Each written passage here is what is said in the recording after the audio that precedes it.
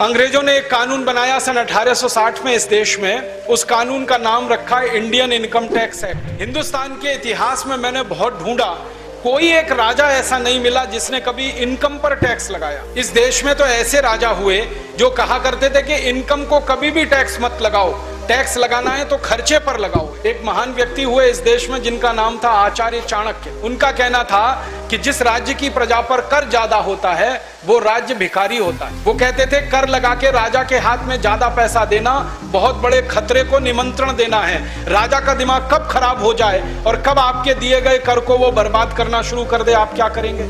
इसलिए कहते थे पैसे लोगों के हाथ में रहने चाहिए, समाज के पास रहने चाहिए, राजा के पास कम से कम पैसे आने चाहिए, इसलिए कर कम से कम होना चाहिए। तो उन्होंने ये व्यवस्था दी थी।